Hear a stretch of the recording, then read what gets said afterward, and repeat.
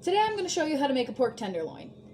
We are going to roast it, we are going to remove all the fat, and I'm going to show you how I prevent it from drying out while cooking. You have to make sure that your board's stuck down with something wet. I usually use a wet paper towel, and that you have a tub that you keep all the excess meat off of. I'm using a boning knife, a non-flexible boning knife. I've washed my hands, I have an apron on, all that good stuff. When it comes to a pork tenderloin, they usually have two tendons around right here and right here. I've already cut this one off. And you want to be wary about those because they usually become pretty tough when cooking. So you have to be careful of that. In my family, we usually just remove any traces of fat. But for some people, a personal preference, they like to keep the fat on the meat to help keep it from drying out. So it's up to you, but I'm going to show you how I do it today. So this is what it looks like compared to one that I haven't cleaned up yet. There are some bits that, you can't get, but for the most part, it is pretty clean, and we're going to go on to doing this one, and then I'll show you how I season it. Doing something like this, you want to make sure that your knife is very sharp, because in actuality, a dull knife is actually very dangerous compared to a super sharp knife. You're more likely to cut your fingers with a dull knife when you're struggling to cut through meat.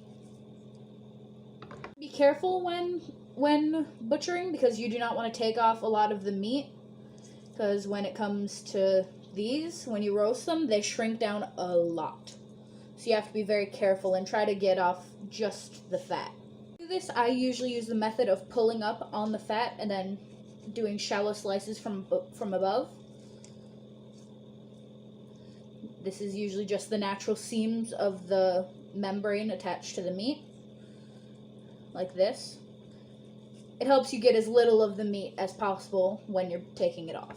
That's the rough amount of each that I do. I'll usually mix it together, and then if I run out, I'll just throw random amounts in, because it doesn't really matter as long as you get the general flavors in there. This is a pretty messy process, so, get it over your cutting board and then just pick up whatever falls off the meat.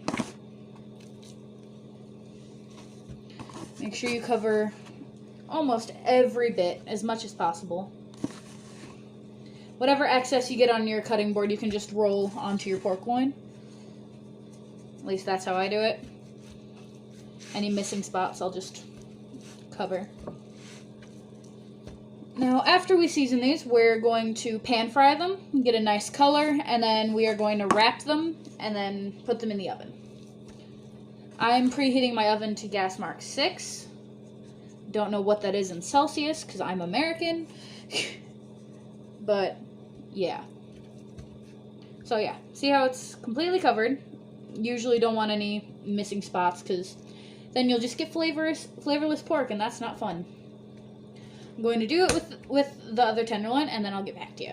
When it comes to cooking any other meat, you want your oil to be very hot before you put your meat in, just so you can get a nice golden brown color on the outside before you roast it. We're not fully cooking the meat in the pan, we're just browning the outside, and then you put it in the oven.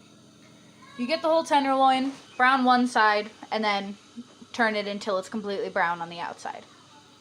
I'm not going to film it because I'm more likely to burn myself, and that's not fun. Trying to achieve this color, maybe a little darker, right on the outside.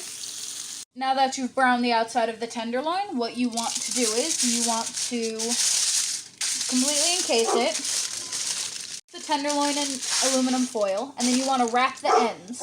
Now, the reason that we wrap the pork loins instead of leaving them in the pan alone is because it keeps in all the moisture.